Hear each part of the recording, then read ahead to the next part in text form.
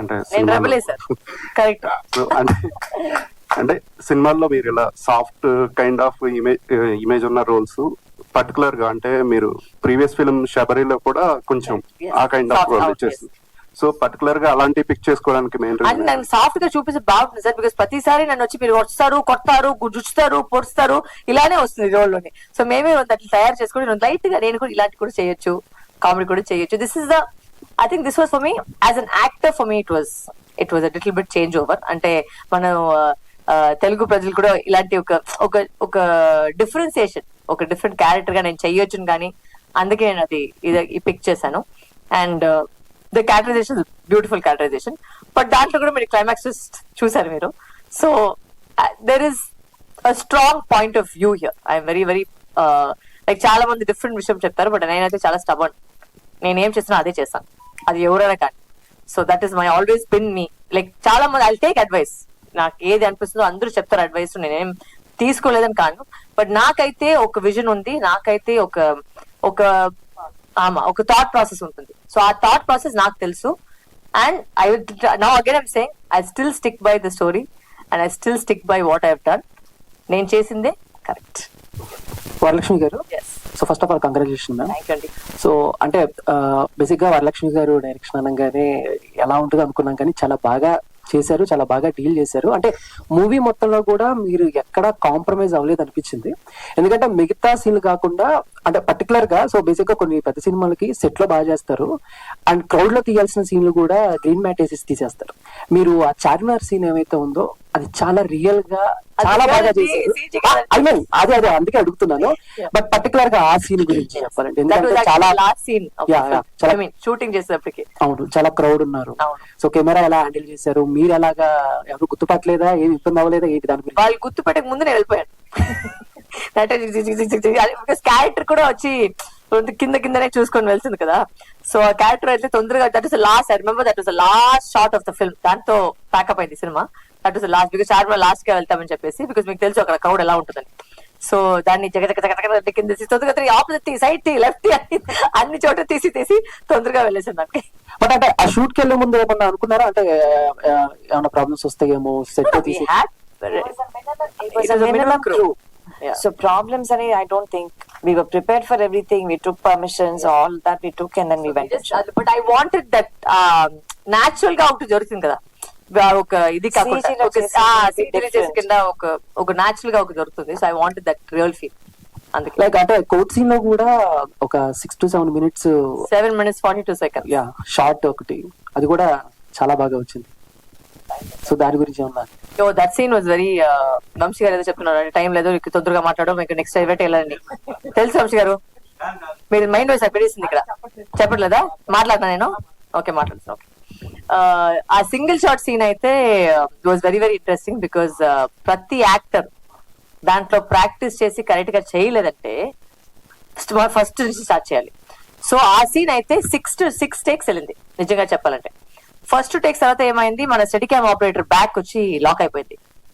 Because 8 minutes కి పట్టుకోవాలి కదా, అది చాలా కష్టం. అది ఒక 35 kilos నేను పట్టుకున్నా దాన్ని, 35 kilos అది, దాన్ని మూవ్మెంట్ చేసేకి చాలా కష్టము. సో అప్పుడు ఉన్నసరికి ఏం చేస్తాము, డిఓపి గారు వచ్చేసి మళ్ళీ ఓకే ఫైన్ ఏం చేస్తామో మేము క్రేన్ మీద మౌంట్ చేసి చెప్పేసి క్రేన్ మీద మౌంట్ చేసేసి అది మొత్తంగా తీశారు. ఆర్టిస్ట్ లో ఇక్కడ అక్కడికి ఒకటికి మిస్టేక్ అయ్యేసరికి మళ్ళీ ఫుల్ గా స్టార్ట్ చేసాం. So after the 6th take I think we got it. But I must say thank you to all my actors. ఎందుకంటే ఆ సీన్ అయితే వాళ్ళు లేదంటే ఇంకా ఎవరు వాళ్ళు అలాంటి పర్ఫార్మ్ చేస్తారో నాకు తెలియదు. Because it's very difficult to do a single shot.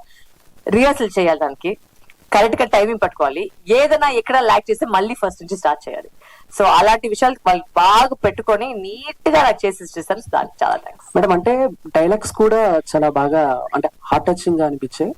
అంటే ఆ డైలాగ్స్ విన్న తర్వాత యాజ్ ఎ పర్సనల్ గా ఒక ఆలోచన అయితే వచ్చింది. అంటే ఇప్పుడు మీరు చెప్పే ఒక ఆడపిల్లని ఇలా ఉండాలి అలా ఉండాలి అలా పెంచుతారు, ప్లీజ్ నోట్ మగపిల్లలు అలా పెంచాలని. బట్ ఇంకోటి అంటే నెమ్మల్ని చంపితే నాన్ బెయిల్, పులిని చంపితే నాన్ బెయిలబుల్, కానీ ఒక ఆడపిల్లని మానభంగం చేసి బయట మాత్రం హ్యాపీగా తిరుగుతున్నాడు ఈ థాట్. సో దాని గురించి పెట్టుకుని దట్ వాజ్ ద యాక్చువల్ గా చెప్పాలంటే నేను కథ పూర్తిగా వినేసరికి ఆ లైనే వచ్చి నాకు చాలా నచ్చిన విషయం.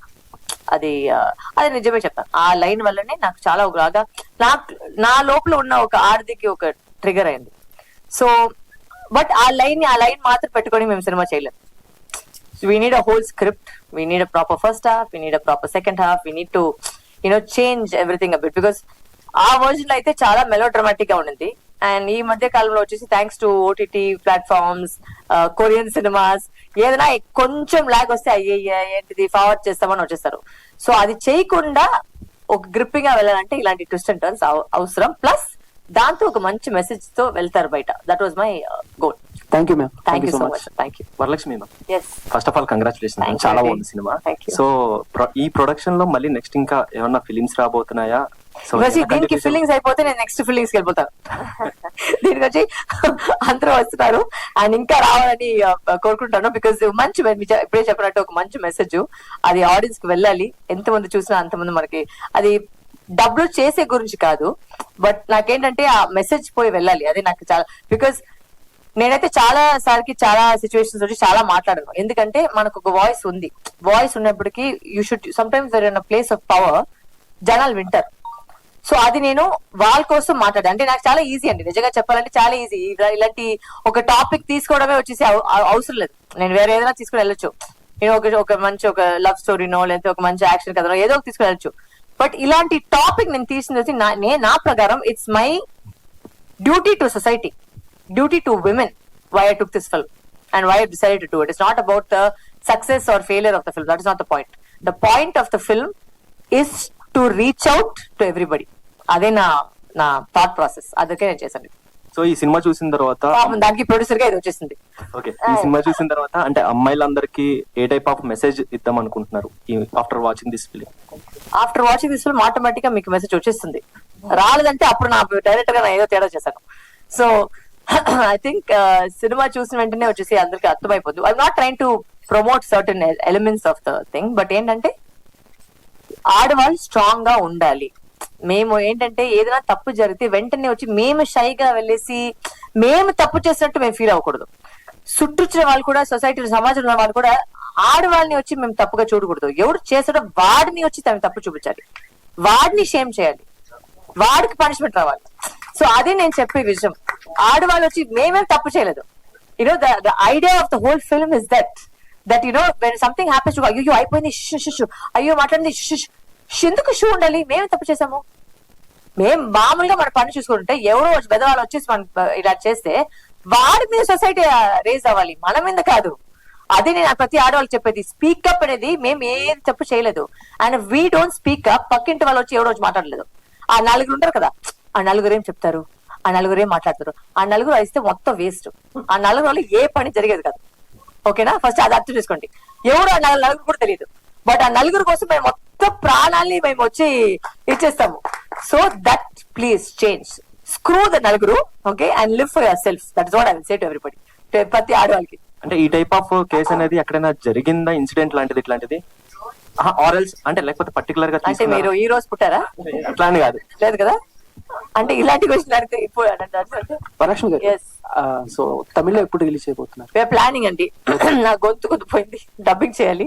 సో డబ్బింగ్ చేస్తామంటే I think mostly by next week week after that we're plan to release. అంటే లైక్ డైరెక్షన్ బాగా చేశారు ఈ ప్రొడక్షన్ లో, అండ్ మీ డైరెక్షన్ లో కమర్షియల్ సినిమాలు ఏమైనా మేము ఎక్స్పెక్ట్ చేయొచ్చా ఫ్యూచర్? అంటే ఇది కమర్షియల్ కదా.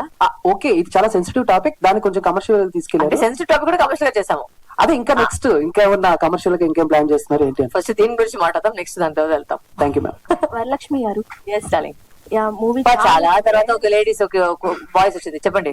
యా నాకైతే మూవీ చాలా బాగా నచ్చింది అండ్ పర్సనలీ కూడా చాలా కనెక్ట్ అయింది. సో అంటే చిన్నప్పుడు చాలా మంది అబ్యూజెస్, హరాస్మెంట్స్ చిన్నపిల్లలు ఫేస్ చేసి ఉంటారు. సో ఇందాక మీరు మాట్లాడుతున్నప్పుడు నేను కూడా నా పర్సనల్ కొన్ని నేను ఇందులో ఇంప్లిమెంట్ చేశాను అన్నట్టు. సో మీరు చిన్నప్పుడు ఎప్పుడైనా కానీ ఇలాంటి ఫేస్ చేశారా, స్కూల్లో కానీ ఫ్యామిలీ పరంగా? నా చూసి I was abused by 5 men in my life. So it is all my personal thing. And ఆ టైంలో అయితే ఎవరు మనకు చెప్పలేము. అంటే ఇది గుడ్ టచ్, ఇది బ్యాడ్ టచ్ అని ఎవరు చెప్పలే నాకు. బికాజ్ అది దాని గురించి మాట్లాడడం తప్పు. మన ఆ సమాజ టైంలో, ఆ సొసైటీలో అయితే దాని గురించి మాట్లాడకూడదంట. సో మాట్లాడలేదంటే బిడ్డలకి ఎలా తెలుస్తుంది అది గుడ్ బ్యాడ్? అంటే నేను ఇప్పుడు నా మమ్మీ డాడీ ఒక వ్యక్తిని నమ్ముతారు, పిల్లలుగా నేను కూడా వాళ్ళని నమ్ముతాను. ఇప్పుడు వాళ్ళు తప్పు చేస్తే అది నాకెలా తెలిసి వచ్చేసి తప్ప రైట్ అని. So you have to teach your children good touch bad touch. It's very very important. అది నేర్పించి అంటే మేము వెంటనే వచ్చి మమ్మీ దగ్గర పోయి చెప్పచ్చు కదా, మమ్మీ ఇలా జరుగుతుందండి. నేను వాళ్ళకి చెప్పింది నేను 18 years అయిన తర్వాత, ఎప్పుడో నాకు సెక్స్ ఎడ్యుకేషన్ చేసిన తర్వాత, ఓహో ఇది వాళ్ళు చేసి నాకు తప్పని అప్పుడు తెలిసింది నాకు. So the point is that I'm not trying to, చాలా మంది దీని గురించి ఇప్పుడు చెప్పినట్టు నేను చాలా గురించి వాళ్ళ గురించి మాట్లాడమని చెప్పి మాట్లాడాలి. Because 90% of the population is abused as a child, boy or girl. 90%. It's a very very big number. So ఆ నంబర్ తగ్గిలంటే మేము పోయి మాట్లాడుతూనే you can find out who the bloody predators are, who the accused are. So you have to speak up, you have to say ma or daddy this happened, you know that's important, that is most important.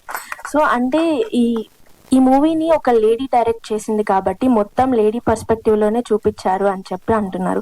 So men ఏంటి అంటే మాకు కూడా కొన్ని abuses ఉంటాయి, harassments ఉంటాయి.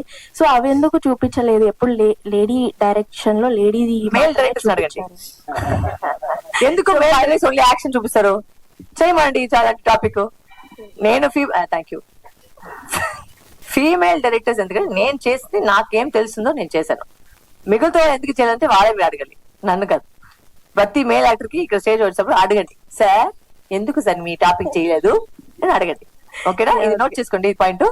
మీరు చేశారు కదా అన్ని సినిమాలకి, ఈ క్వశ్చన్ రాదంటే నేనే పంపిస్తాను మీకు ఇంట్లో. లేదు, నేను ఖచ్చితంగా అడుగుతా. అడగండి. ఆల్ ది బెస్ట్ అండి, చాలా బాగుంది. Thank you thank you so much. Yeah 90% నిజంగానే మనం వింటూ ఉంటాం.